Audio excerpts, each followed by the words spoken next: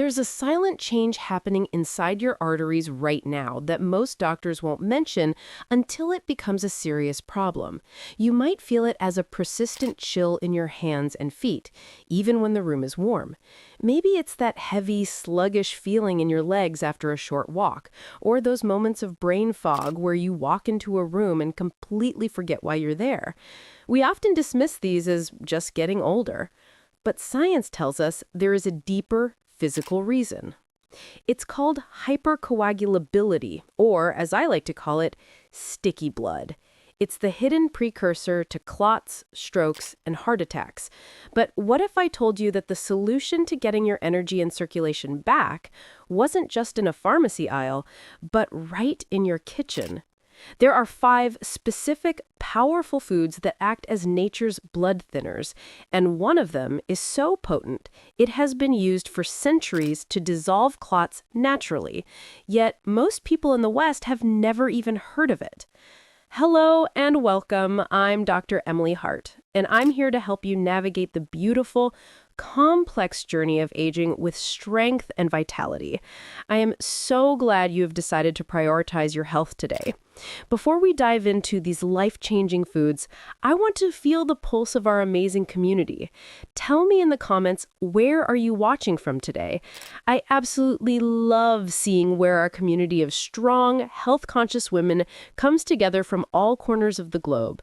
And if you haven't already, please consider clicking that subscribe button so we can keep learning and growing together. Let's start by talking about that hidden traffic jam in your veins. As we cross the threshold of 60, our bodies undergo subtle shifts. One of the most significant, yet least talked about, is the change in our circulation. You know that feeling when you wake up and you just feel stiff? Or perhaps you've noticed that your hands are always the first thing to get cold?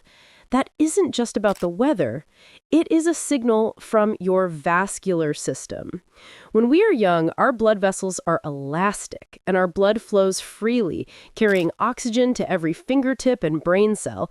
But as we age, factors like inflammation, dehydration, and sedentary periods can cause our blood to become thicker. It moves slower. It struggles to get through the tiny capillaries in your extremities and your brain. This sluggishness is what we call sticky blood.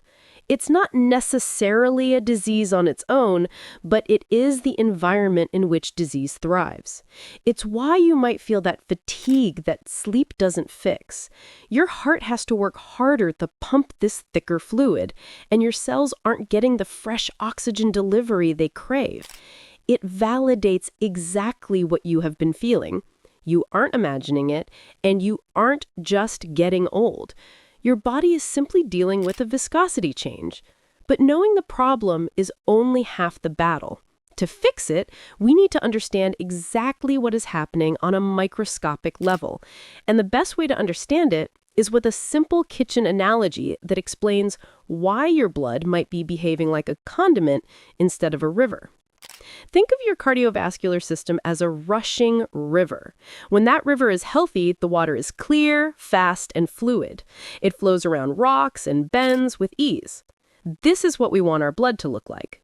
Now imagine replacing that river water with ketchup. We call this the Ketchup Effect. If you take a fresh bottle of ketchup and turn it upside down, nothing happens. It's stuck. It requires force to move. This is essentially what happens when your blood viscosity increases. In our blood, we have tiny platelets and a protein called fibrin. Their job is to rush to the scene of a cut and form a mesh, a clot, to stop bleeding. This is a life-saving mechanism when you're injured. However, as we age, this mechanism can become a little too trigger-happy.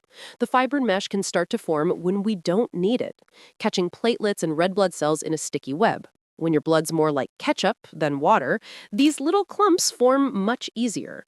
They can lodge in the small vessels of the heart or brain, leading to the health scares we all worry about. The goal of natural blood thinning is to gently encourage that ketchup to turn back into a flowing river, dissolving that excess fibrin mesh so everything moves smoothly again. And while that simple change can make a world of difference, there is a surprising reason why our bodies react this way to a specific Japanese superfood, which is exactly what we are going to explore next. This brings us to our first and arguably most powerful food. It is a secret to longevity that comes from Japan, a country known for its high number of centenarians. The food is called natto. Now, I will be honest with you, natto is an acquired taste. It is made from fermented soybeans and has a sticky, stringy texture and a pungent smell. But before you write it off, you need to hear what it does inside your arteries. Natto contains a miraculous enzyme called nattokinase. You can think of nattokinase as a tiny biological Pac-Man. When you ingest it, this enzyme enters your bloodstream and specifically targets that fibrin mesh we just talked about. Unlike many medications that just stop new clots from forming, nattokinase has the unique ability to actually dissolve existing fibrin. It snips the strands of the web, breaking down the stickiness that makes your blood thick.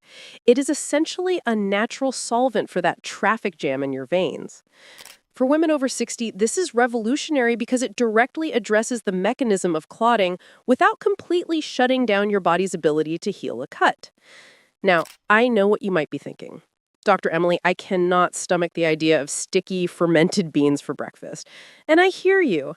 The good news is that because natto is so powerful, you don't need a bowl of it. Even a small amount works. Or many women in our community opt for a high-quality nattokinase supplement to get the benefits without the culinary adventure. But whether you eat it or take it, this enzyme is the gold standard for natural flow.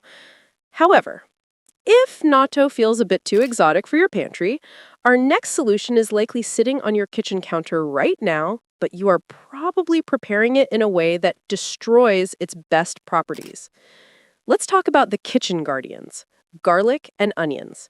We've known for centuries that these pungent bulbs are good for us, but modern science has finally pinpointed why they are so effective at preventing sticky blood. It comes down to sulfur compounds. In garlic, the magic molecule is called allicin. Allicin is a potent anti-platelet agent. Remember those platelets that like to clump together? Allicin makes them slippery. It prevents them from holding hands and forming a clot. Onions work similarly, containing adenosine and flavonoid antioxidants that relax the blood vessel walls, allowing that river to widen and flow more freely. But here's the wait really moment that I promised you, and I want you to listen closely because this is where almost everyone gets it wrong. I bet when you cook with garlic, you chop it up and immediately throw it into the hot pan, right? If you do that, please tell me in the comments because I used to do it too. Here's the truth. Allicin does not exist in a whole clove of garlic. It is only created when two substances inside the garlic mix together after the cell walls are broken. This chemical reaction takes time. If you chop your garlic and throw it straight into the heat, you kill the enzyme before the allicin is fully created. You lose almost all the medicinal heart benefits. The secret is the 10-minute rule. Chop or crush your garlic and then stop. Walk away. Let it sit on the cutting board for 10 full minutes before you cook it. This allows the allicin to develop maximum potency so it survives the heat of the pan. It is such a small change, but it transforms garlic from a flavoring into a medicine. Now that we have unlocked the secret of garlic, we need to look at how we can physically warm up those cold hands and feet. While garlic makes the blood slippery, our next trio of foods acts like a central heating system for your entire body, expanding the pipes so the heat can reach every room in the house. I call this the golden flow trio: ginger, turmeric, and cayenne. If you struggle with chronically cold extremities, this section is for you. As we age, chronic, low-grade inflammation can make our blood vessels stiff and narrow. Imagine trying to pump water through a garden hose that has become hard and brittle. It takes a lot of pressure. Ginger and turmeric are anti-inflammatory powerhouses. Turmeric contains curcumin, which calms the inflammation in the vessel walls, allowing them to relax and become flexible again. Ginger works to stimulate blood flow, famously settling the stomach, but also pushing circulation out to the periphery. Then there is cayenne pepper. This spice contains capsaicin, which is a vasodilator. That is a fancy word that simply means it widens the blood vessels. When you eat a little cayenne, your arteries physically expand, allowing blood to rush into areas that might have been starved of oxygen. It's why you might flush or sweat a little when you eat spicy food. That is visible proof of circulation happening. You don't need to eat a raw chili pepper to get this benefit. Just a pinch of cayenne in your morning tea with lemon and ginger, or adding turmeric and black pepper, which helps you absorb the turmeric, to your soups, can act as a daily maintenance dose for your circulation. It brings the warmth back to your fingers and toes and helps you feel more alive and present in your body. However, before you rush to the grocery store to stock up on all of these blood-thinning superfoods, there is a critical safety warning we must discuss. This is especially vital for our community of women over 60, because natural doesn't always mean neutral, and mixing these powerful foods with certain prescriptions can be a recipe for trouble. We have to have a safety first check. I want to be very clear. I am an expert popularizer of science, but I am not your personal physician, and nothing replaces the advice of the doctor who knows your history. If you are currently taking pharmaceutical blood thinners like warfarin, Coumadin, or even a daily low-dose aspirin, you must proceed with caution. The foods we have discussed, natto, garlic supplements, heavy doses of ginger and turmeric, work. They really do thin the blood.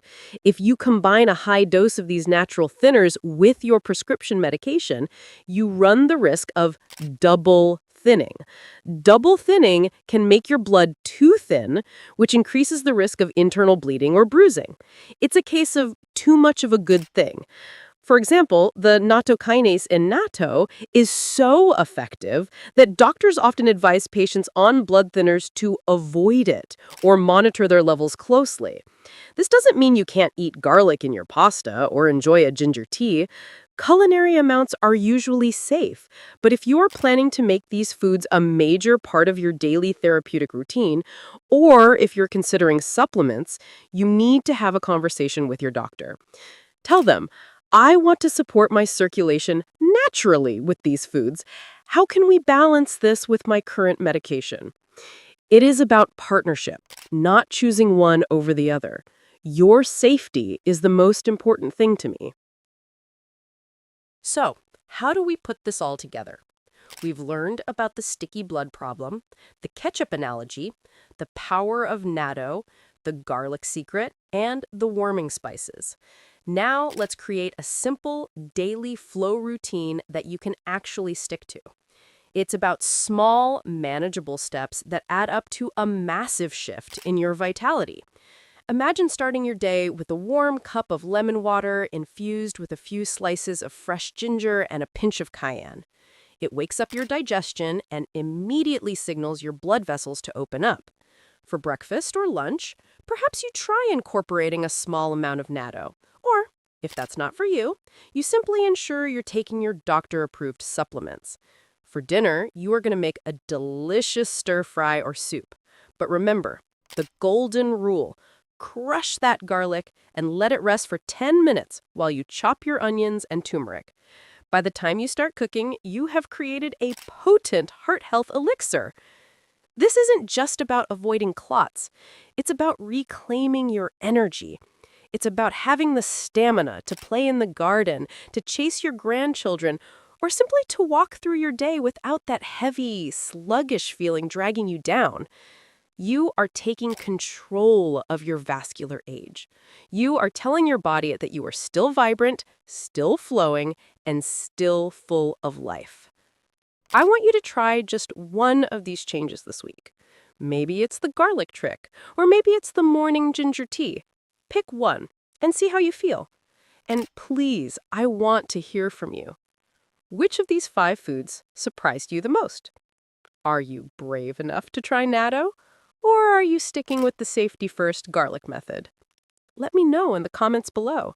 Your experiences help other women in our community feel less alone in their journey.